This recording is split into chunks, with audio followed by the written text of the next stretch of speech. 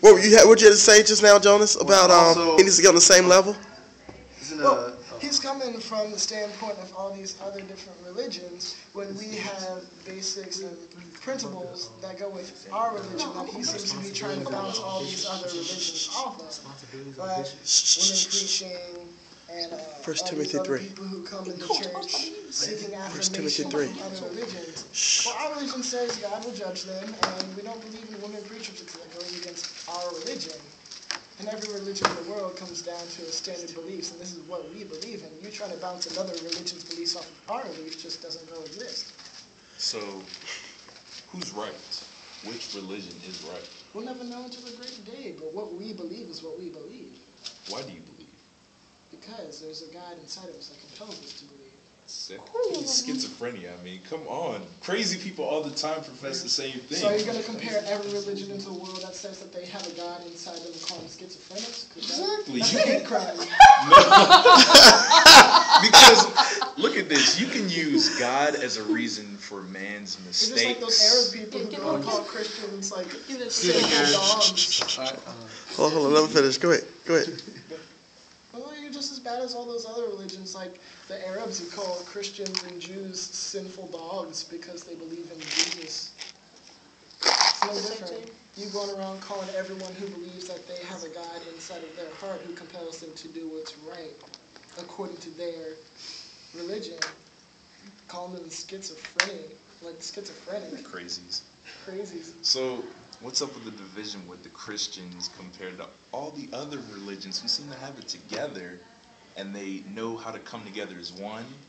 They're not afraid to speak their mind about their religion when Christians supposedly is the true and only way seem not to have everything together. There's no synergy and there's no power. Because they're doing the same thing we're doing. We're coming here, we're talking about what we believe in. And I don't think you can say there's no synergy and power, because where are we right now? We're in church and we're sitting here trying to disprove what you're saying you believe in. Okay.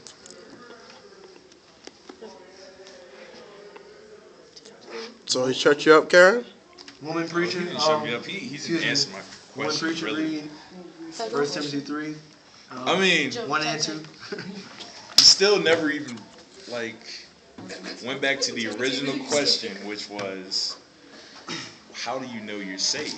I mean, pretty much, you may say that you know you're saved because you get this feeling inside you, or whatever, but you've been raised in pretty much this church your whole life. Anyone can say that.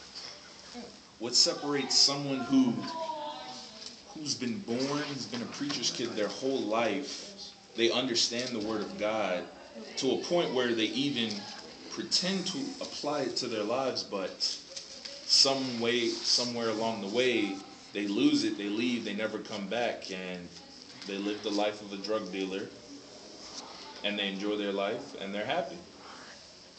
Well, see, well, can you restate that question? I kind of got lost while you were talking about it. It's the original question.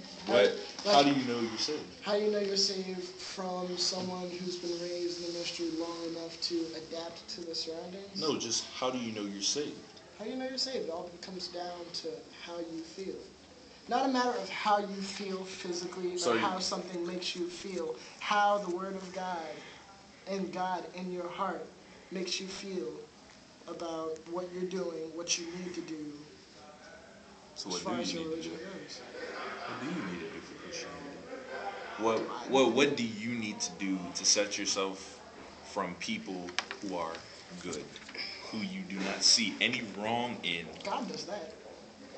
So why can't Christians do that? True.